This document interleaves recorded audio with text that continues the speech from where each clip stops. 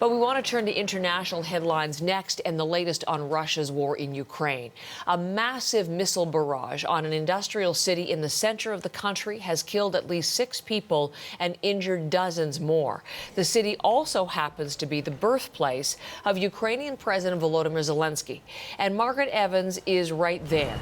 Kryvyi Rih, which is near the site of the missile strike, in fact, just in front of the site itself. Margaret, back on the ground in Ukraine. I'm glad to have you there and looking forward to the reporting. Tell us the latest on this attack and the situation there this hour. Well, Heather, I'm actually standing right in the middle of a playground, and that playground is surrounded on all 4 sides by residential buildings, and the black one behind me is the one where the most damage has occurred. A cruise missile, we believe, striking right in front of it.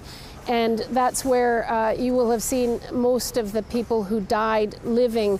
Just a short while ago, there were body bags beside the merry-go-round here in this playground. The coroner's truck came to take them away, the bodies. And of course, now we're seeing the cleanup, which happens very quickly in Ukraine because, unfortunately, this kind of death and destruction is all too common. And you have had teams of people out with brooms, with shovels.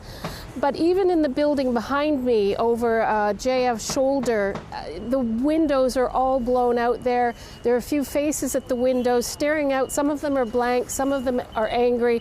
And of course, we've been talking to people in tears, losing not just loved ones and neighbors, but of course, all of their belongings. And so that's what we're seeing now, the cleanup. And of course, there have been many injured in this strike as well, and they've been taken, we understand, to hospital.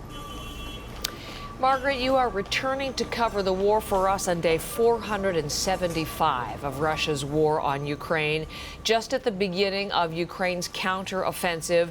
I'm wondering what you're noticing as you arrive back on the ground and your latest you're hearing in terms of Ukraine's strategy at this point. Well, as you know, Heather, there's been a lot of talk about Ukraine's counteroffensive, the beginning of an effort to try to take back territory occupied by the Russians. And as you would also know, of course, Canada's Prime Minister Justin Trudeau was in Kyiv, the Ukrainian capital, just on the weekend to offer more money for the Ukrainian military and to offer moral support as this counteroffensive gets underway.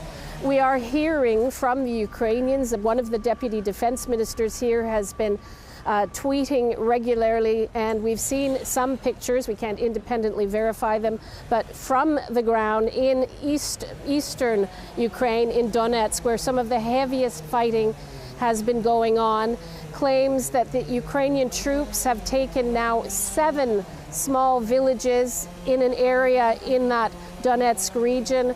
We're also hearing of another push or counteroffensive south of Kryvyi, which is a town we've spent some time in over the past year, constantly under barrage, but we're hearing of a push down there, a little bit of a significant territorial gain, but I have to say small gains are significant in this conflict.